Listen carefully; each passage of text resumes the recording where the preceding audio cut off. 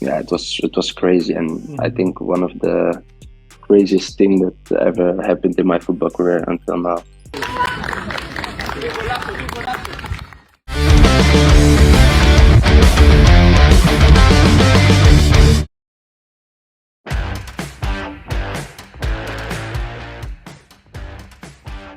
Seperti yang kita semua tahu, sampai detik ini, PSSI masih terus berupaya untuk terus menambah kekuatan, meskipun nantinya akan masuk dua nama baru, yakni Ole Romeni dan Jairo Riedewald.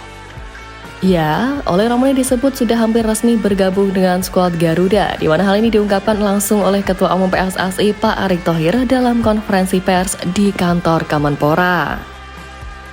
Pak Erick menyatakan bahwa Romeni hanya tinggal mengambil sumpah sebagai warga negara Indonesia. Kalau Ole sendiri kan memang sudah cek kesehatan, sudah ke Kedutaan Besar Belanda, tinggal mengambil sumpah. Jadi kalau Jairo masih proses. Jelas Pak Erick.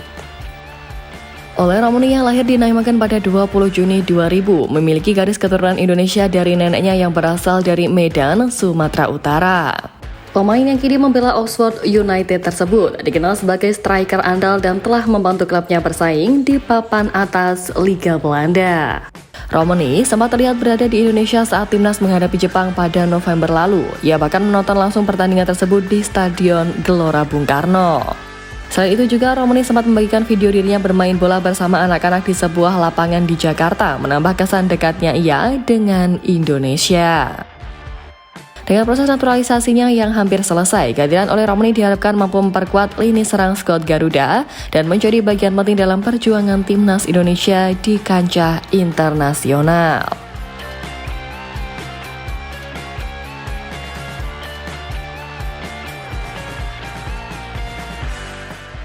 Ya, tak bisa dipungkiri bahwa kedatangan Ole Romeni pasti menjadi angin yang segar karena kebutuhan tim selama ini adalah pemain di lini serang. Tapi di lain sisi dari itu, sempat ada nada sumbang di media sosial bahwa Ole Romeni berubah pikiran dan tidak jadi dinaturalisasi karena melihat permainan timnas Indonesia yang kalah telak dari Jepang. Tapi merespon ini sebagai sosok yang sudah berbincang dengan sang pemain, Pak Erick Thohir mengatakan bahwa Ole menunjukkan keseriusan dan kecintaannya pada Indonesia. Ole mengaku begitu kagum dengan militansi fans timnas Indonesia yang begitu luar biasa dan bahkan berjanji bahwa pilihannya berkarir internasional di tanah leluhurnya merupakan pilihan tepat.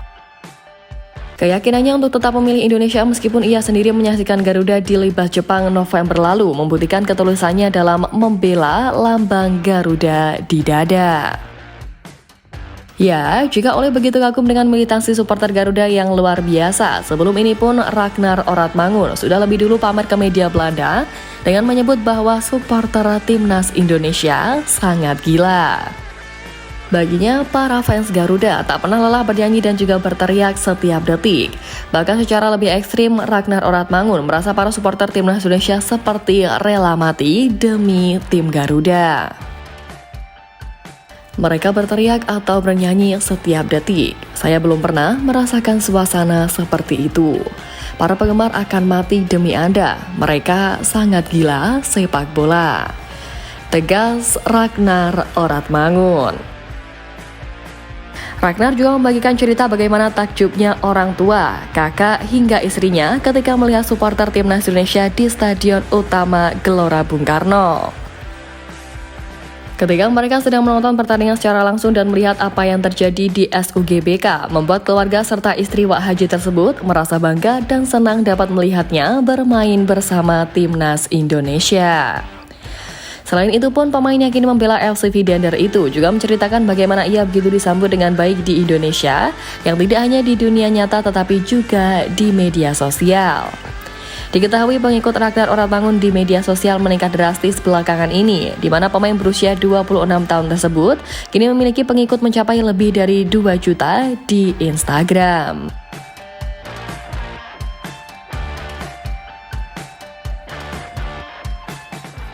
Tentu saja fakta soal besarnya antusiasme fans sepak bola di Indonesia ini sudah diketahui oleh banyak pihak. Tak hanya media-media asing atau tokoh internasional, para pemain keturunan yang mungkin sebelumnya masih ragu untuk membela Garuda, kini pun juga jadi tahu bagaimana luar biasanya fans timnas menggilai bola. Nah, hal inilah yang membuat satu persatu pemain berdarah Indonesia menarik minatnya untuk ikut berjuang bersama untuk memajukan pesepak bolaan tanah air. Dan dari ini juga, satu nama yang nampaknya menarik minat untuk ikut membela skuad Garuda di era ini adalah Milian Manhoef yang santer dikaitkan. Milian Manhoef merupakan winger lincah yang saat ini berstatus sebagai punggawa di Stoke City. Sebelum berseragam Stoke City, Milian Manhoef sempat berlaga di Eredivisie bersama Vitesse Arnhem. Catatan statistiknya yang begitu mentereng bersama skuad Vitesse Arnhem bisa menjadi pertimbangan timnas Indonesia untuk menggandeng Milian Manhoef. Manhoef memiliki pergerakan yang lincah dan kemampuan andal dalam menyisir wilayah sayap. Ia pun berhasil mencetak 16 gol serta menciptakan 14 assist selama memperkuat Vitesse Arnhem. Selain karir klub yang gemilang, Manhoef juga memiliki pengalaman internasional bersama timnas muda Belanda mulai dari U16 hingga U21. Salah satu pencapaian terbaiknya adalah membawa timnas U17 Belanda meraih gelar Torneo Internasional Algarve U17 pada 2019.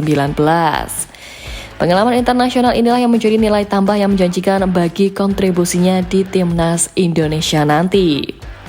Dengan garis keturunan Indonesia dari ibunya yang berasal dari Suriname, Milian Manhoef menjadi kandidat kuat untuk dinaturalisasi.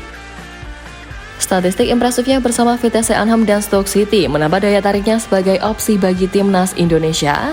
Kecepatan, kelincahan, dan kemampuan menyisir sayap menjadi aset berharga untuk dapat memperkuat lini serang timnas.